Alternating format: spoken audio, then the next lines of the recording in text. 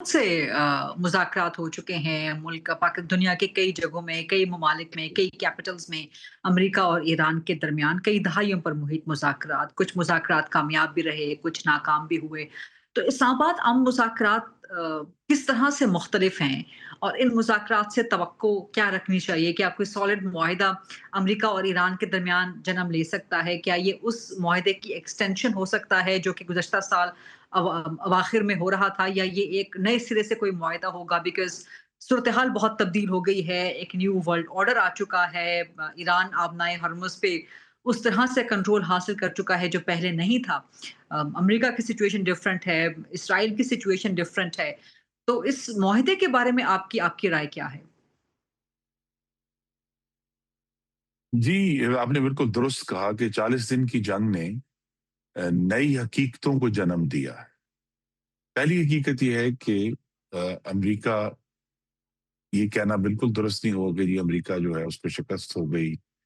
देखिए, अमेरिका ने एक कोशिश की, मेरी नज़र में, मैं अपनी राय दे सकता हूँ कि आसार आई जो है, कि ये कोशिश थी इसराइल के साथ मिलकर इस खित्ते में इसराइल को, जो उसका कहते हैं ना कि स्फीयर ऑफ इन्फ्लुएंस, अंग्रेजी का लफ्ज़ इस्तेमाल होता है, कि मिडल ईस्ट जो है वो इसराइली स्फीयर ऑफ इन्फ्लुएंस हो।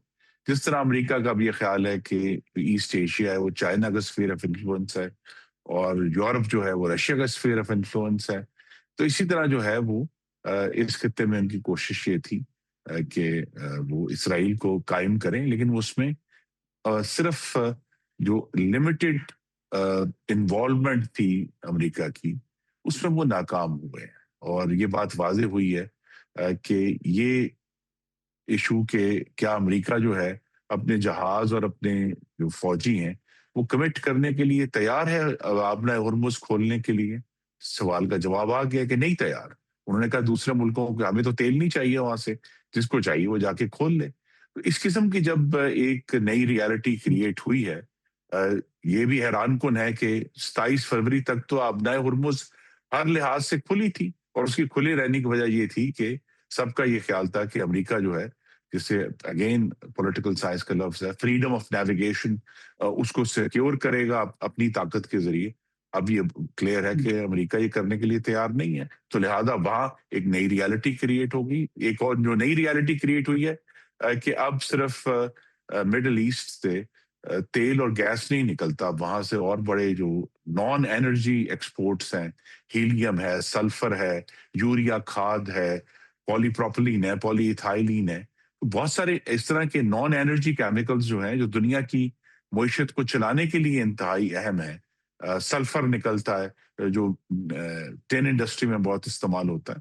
तो अब जबकि ये बात वाज़ेह हुई कि आबना हुर्मुज़ को बंद करना या सिर्फ तेल और गैस बंद करने से एक नाकाबिले तलाफ़ी नुकसान रोज़ाना हो रहा है दुनिया को।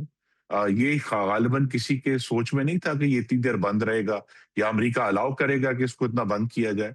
तो अब ये सब रियलिटीज़ जो हैं ये इकट्ठी हुई हैं इस स्टेज पर आकर, जहां अमेरिका को भी ये मालूम हो गया है कि एक और दिन बमबारी करने से उसके जो स्ट्रेटेजिक इंटरेस्ट्स हैं उनमें कोई हुँ। उसको फायदा नहीं होगा। और ईरान पर भी वाज़ेह हुआ है कि मजीद अगर वो अरब ममालिक पर हमला करता है तो उसको भी कोई स्ट्रेटेजिक इंटरेस्ट मजीद हासिल नहीं होगा। तो अब ये इसलिए अब ये मुज़ाकरात जो हैं वो इस्लामाबाद में इसलिए हो रहे हैं कि पाकिस्तान को ईरान का एतमाद हासिल है, अमेरिका का एतमाद हासिल है, और गालिबन पाकिस्तान उन चंद मुल्कों में से है जहां इसराइल हमला करने की जरूरत नहीं कर सकता किसी भी सूरत में। तो इसलिए यहाँ मुज़ाकरात हो रहे हैं, इस पे सब का इत्मीनान हुआ है।